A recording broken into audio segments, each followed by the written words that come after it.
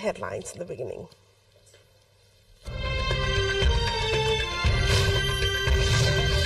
Government hold discussion to finalize the common minimum program. Prime Minister intensifies parleys to garner confidence. Supreme Court seeks government's written response restricting the jurisdiction of CIAA. Answer sought on government decision of giving impunity to political level corruption. EU officials urge testing for travel from arrivals from China. Call for a coordinated response to China's COVID-19 crisis.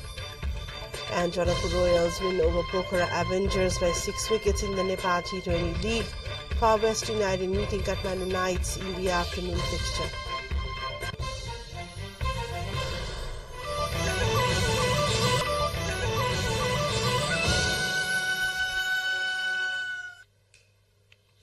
Welcome back to NTV News. We take a look into news in detail. Now, partners of the government are in a homework to finalize the common minimum program.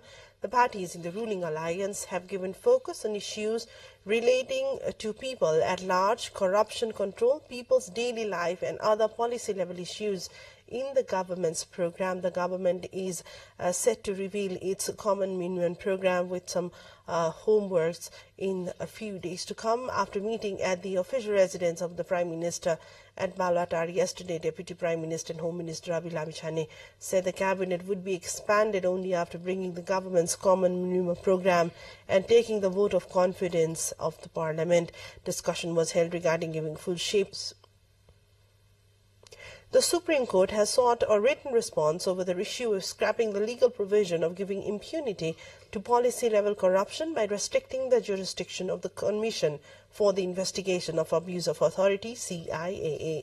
A constitutional bench of Acting Chief Justice Hari Krishna Karki, Justices Ishwar Khatiwada, Dr. Anand Mohan Bhattarai, Prakash Man Singh Rawat and Sapna Pradhan Malla on Wednesday issued a show-cause notice seeking a written response in the name of the government on the writ petition filed regarding CIA's jurisdiction. The SC demanded a written response on the provision that states that the agencies like the CIAA cannot investigate the decisions taken by the cabinet. 6 social organizations working in the field of human rights and good governance had jointly filed the writ at the Supreme Court on this issue. For booster dose from the Global Alliance for Vaccine and Immunization next month. According to the government, for the Gavi has confirmed dispense of such quantity of vaccine to Nepal on February the 2nd. As the Family Welfare Division, Department of Health Services said, the vaccines will be arriving in the first week of February. The vaccines are being brought under the COVAX facility. Nepal decided to request the Gavi for fresh supplies of vaccines, bearing in mind increasing risk of COVID-19 infection. And let's take a look into a short break here. We'll look into other developments on the other side. Stay with us. Welcome back to NTV News. We take a look into other developments in the international front, where the European Union officials are strongly recommending that all member states insist on negative COVID tests from Chinese arrivals before the travel.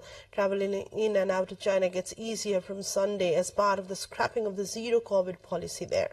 China is currently seeing a surge in COVID cases, with reports of hospitals and crematoriums being overwhelmed. Some EU countries have already introduced testing. U.S. National Security Council spokesperson John Kirby called the fighting in Ukraine's Donetsk region bloody and vicious as the Russian military's top brass came under increasing scrutiny. More details are emerging of how at least 89 Russian soldiers and possibly many more were killed in a Ukrainian artillery attack on a single building. The scene last weekend in the Russian-held eastern Ukrainian town of Makivka, where the soldiers were temporarily stationed, appears to have been a recipe for disaster. Hundreds of Russian troops were reportedly clustered in a building close to the front line of the war. It was one of the deadliest single attacks on the Kremlin's forces since the war began more than 10 months ago, and the highest death toll in a single incident acknowledged so far by either side in the conflict. Instead, a frigate was sent to active duty armed with the new hypersonic Zircon cruise missiles, which he said has no equivalent in other countries. Putin made the announcement during a video call meeting with Defense Minister Sergei Shoigu and the commander of the Admiral Gorshkov frigate, Igor Korkmaz. In a statement, Shoigu said the ship would sail to the Atlantic and Indian Oceans and the Mediterranean Sea.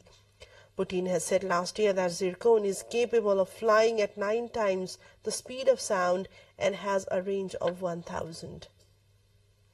And let's take yet another break. Stay with us for more international headliners.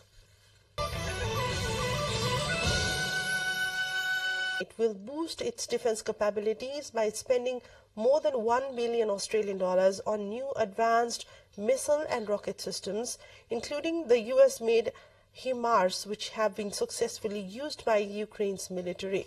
In Ukraine, the mobile truck-mounted HIMARS have proved crucial in enabling Ukrainian forces to hit key targets, including a recent strike on a single building that killed at least 89 Russian soldiers.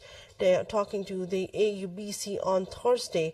Australian Defence Industry Minister Pat Conroy said that the effectiveness of the HIMARS system in the Ukraine conflict certainly influenced the government's decision. The Australian government said the HIMARS it was buying included launchers, missiles and training rockets and would be in use by 2026. Evacuation orders may storm slams into the coast. Regions that have been hit by wildfires in the past were among the first places to be told to evacuate due to concerns about flooding and landslides.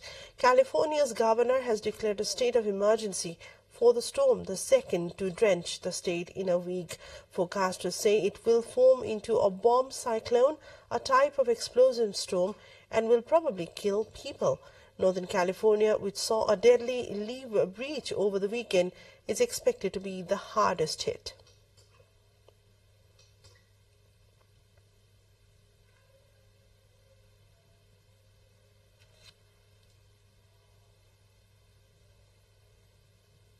British Prime Minister Rishi Sunak, in his first major speech of 2023 on Wednesday, pledged to halve inflation growth for the year ahead. Sunak focused on tackling the UK's slowing economy and made promises to reduce the national debt. He also vowed to pass new laws to stop migrants from arriving on UK shores in small boats, as well as cut massive backlogs in Britain's public health service. A quick highlights into what's coming up next.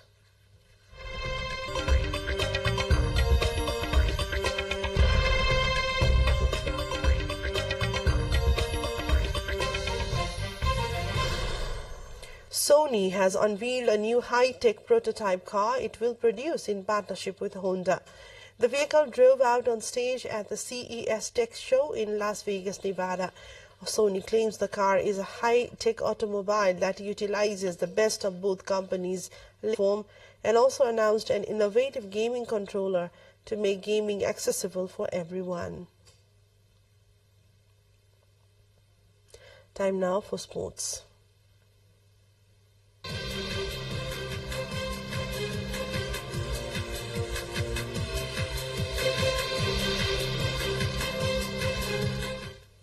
Janakpur Royals has won against Pokhara Avengers by 6 wickets in today's first match of the Nepal T20 Cricket League. In the match played at the TU Cricket Ground in Kirtipur, Janakpur met the 69 runs target posted by Pokhara in 9 overs, losing 4 of its wickets. Janakpur made 70 runs. In another match, Far West United is meeting Kathmandu later in the afternoon. We take a look into other developments with the decider second semi-final between Sarch Boys United and Bhutanese Youth Gold Cup. In Pokhara, in the first semi-final match, Sankara Club claimed the victory after defeating the defending champions APF Club by 4 goals to 1. The final match of the 22nd edition of the Aharara Gold Cup is scheduled for Saturday. Former Australia captain and World Cup winner Belinda Clark became the first woman cricketer to be honoured with a sculpture in the world. Cricket Australia unveiled a sculpture of Clark in the Sydney Cricket Ground on Thursday. Belinda Clark was the captain of Australia for a period of 12 years and won 2 ICC Women's World Cup trophies. Clark played 15 test matches for Australia and scored a total of 919 runs at an average of 45.95. The Australian is also a member. Brings us to the end of the bulletin. To wrap up, a quick reminder of the headlines.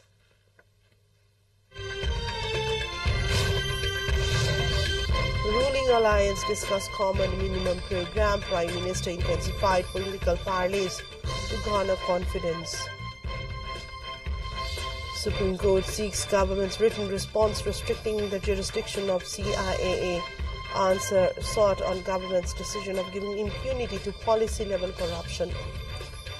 EU officials urge testing for travel from arrivals from China. Call for a coordinated response to China's COVID-19 crisis. And Janakpur Royals win over Pokhara Avengers by 6 wickets in the Nepal T20 League. Far West United meeting Kathmandu Knights in the afternoon fixture.